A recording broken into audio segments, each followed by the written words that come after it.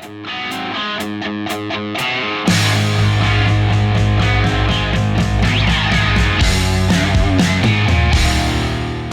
guys, what's going on?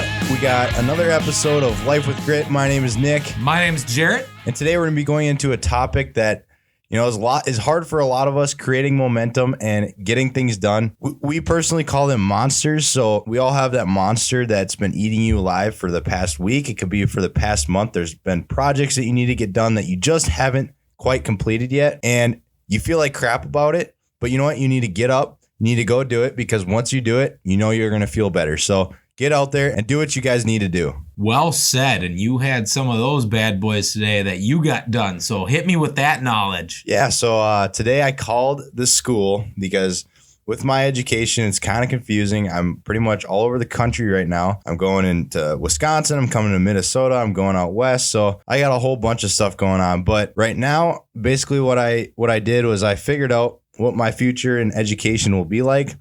I spent a lot of time and money with education. I just don't want to throw it out the window. So what I'm going to do is I'm going to get my AA degree, which means you have your gen eds done and you could take that to basically any school. So I want to do sort of like an online degree, whether it be business management or just I don't know. Like I have no plans. Jerit knows that. I'm kind of clueless when it comes to everything in life. But so I got that done today. I talked to an advisor. Figured that out. That's been a monster that I just been lazy on, and I feel better now that I've taken care of it. I still have a little bit left to do, but I'm taking care of it, and now I'd made that step to create momentum to get things done. So did that today. Dropped off some sweet dirt bike parts at the powder coating place in Mankato.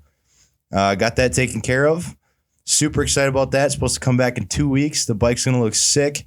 Dropped off the engine for vapor blasting. That thing's gonna pop like none other. The bike is our pastor's wife's bike from when she was a kid. Yeah. So, and it's been sitting for 30 years, and I actually ended up getting it running. Put a new top end, put a new piston in it, fired right up. So it was pretty cool, pretty exciting when it, there's nothing like it when you can get it something that old running. It just feels cool. Oh, he's pretty passionate about it. Like your Jeep, like it's cool that it's so old and it just runs and you can, Oh, definitely. And for me, like something that was like that was my Dad's Trans Am. It's an 83. I pulled it out with 53,000 miles on it, and I kind of call it my Trans Am now because I'm the one that stuck all the money into doing it. I've been paying insurance on it, stuff like that. But that was actually my parents' dating car. I just feel like that's like a Motley Crue car. It totally is. It's an 83, man. I need to have a mullet when I'm in there. I know, when Aviator's on. Oh, yeah. Yeah. But got that bad boy running a few years back, and I know what you're saying. Like, that feeling is amazing, and it's kind of cool that it's like, that was the car that my parents went on dates in, and it sat in my grandparents' garage for like 25 years. Your parents went on a date in that? Oh, yeah. Ooh. What happened in that car? And we just went there. Instant uncomfortability, right? And when I say, like, sometimes when you go out of your comfort zone, that's where comfort's found. There was no comfort found there whatsoever. So thank you for that. Yeah. But no, it's pretty cool to battle those monsters, take them on, and get them done. I've seen a total mindset shift in you today, especially tonight, when you're like, you know what, dude, we just got to flip the switch. And this happened when we were going into Cub Foods. And my man's like, we got a mission here. We got burgers, brats. Usually when we go in the store, we have no clue what we're getting. We spend way too much time there. And I'm like, dude, we got to go in with a mission. We know what we're going to get. There's no reason to sit there and just, look at the food. Like, just grab something because you got to eat it. You know what's bulk season? And nothing tastes good anyway, right? But, okay. Anyways, where I was going with this. Real talk really quick. Was creating momentum. So basically, fine. Yes. I was going to say, like, we all know it's hard to, like, go to the grocery store as an adult, okay? And real talk. Okay. Anyways, we're going to get to it. So basically what I want to come on here and say is creating momentum for yourself. Creating momentum is what I've heard a lot of successful people know how to do, and they know how to keep creating momentum. So, you guys all know when you get in that groove and you get a million things done in a day and it feels just wonderful. Why wouldn't you want that every day? It's hard to do it every day. Sometimes you get up, you don't feel like doing nothing. But once you take one step into creating momentum for yourself, it just snowballs like a snowball effect. Keeps rolling, baby. Yep, keeps rolling, and it just, you get more things done than you would even thought you would have in a day. It's pretty cool, and it feels good. So whatever you're battling right now, whether it's, talking to that person, making that hard phone call that you need to make, Just get out there and freaking do it because you're going to feel better about it. Just put yourself in a situation where you just have to get it done. Do it with intention. Tell yourself you're going to get it done. Some of you are probably sick of hearing about this, but again, 75 hard.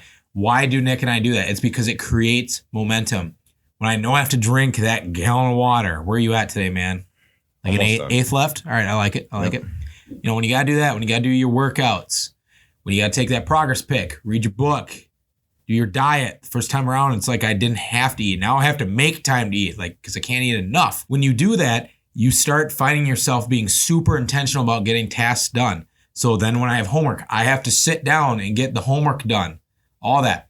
It really does create a snowball effect, and it feels great. So once again, do 75 hard, baby. Yeah. What day are we on? I don't even know. I don't know either. But isn't that kind of cool? Like, I don't care what day it is. I don't care what day it is. We're just rolling, man. Yeah. I'm enjoying it. Yeah, it's a grind and it's fun. So, and I kind of had a monster come up for myself later too. So I love that Nick's making his decisions. And because of that, I had to figure out kind of a little bit different living situation. I respect that with him. I kind of screwed him over, to be honest. You know what? It's all right. It's all right. It's all right. He's got to do his thing. He understands. I understand. It's all good. Yep. I got to do my thing. He's got to do his thing. So basically, I told him that, well, next year we were planning on living at the lake house. That is my uncle's lake house. Uncle's lake house. It's 30 minutes from school. Sweet place 40. he's got. It's got a hot tub. It's got the whole 9 yards. Super nice. And, you know, we came up with a decision. I was going to keep going to school here, and we were going to live there, and that's no longer. But, you know, Jerit understands, and, you know, he knows that I got to do what's best for me too. So it's cool.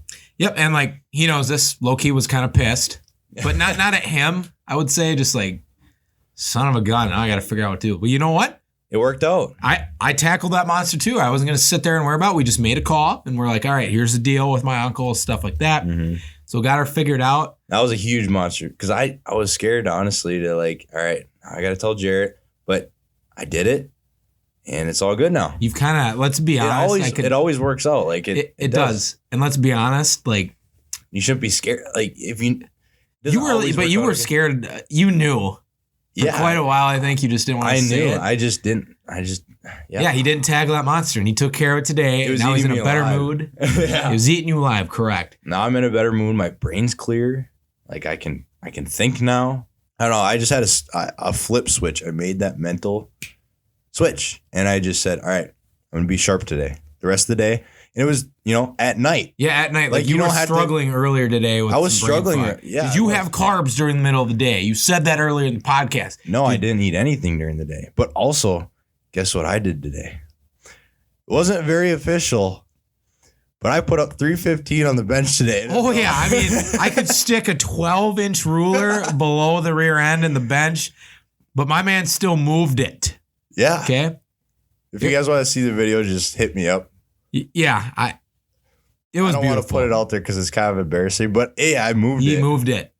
I was nervous. Official powerlifter form. Yeah, there was no better. It felt so good just to like get under that weight and move it.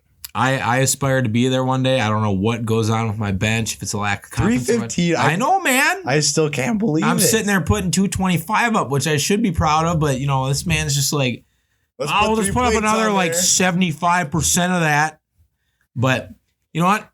For me, and I know Nick gets this too, that's awesome with the weight and everything. But for those of you lifting and stuff, don't get hung up on the weight. Get hung up more on your form. That's all it should be. Yeah, it shouldn't be about, you know, PR. It's stupid. Yeah, I mean, it's still sweet that you move that. Like you can totally be proud of that. You know what else too is we were in the gym today and I was like, all right, now we're going to do incline dumbbell press. Like, you know, and so is it incline? Yeah. Yeah, incline dumbbell press. So I was like, today in the gym, I was like, all right, we're going to do incline dumbbell press after bench. So I'm like, all right, I'm going to grab the 65s, do some warm-ups, and I'm going to grab the 80s, do some warm-ups, and now I'm going to grab the hundos.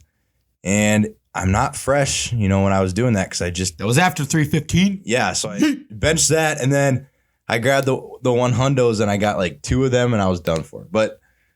And then Jerit was like, all right, I see you, Nick. And then he grabbed the hundos and he put them up too.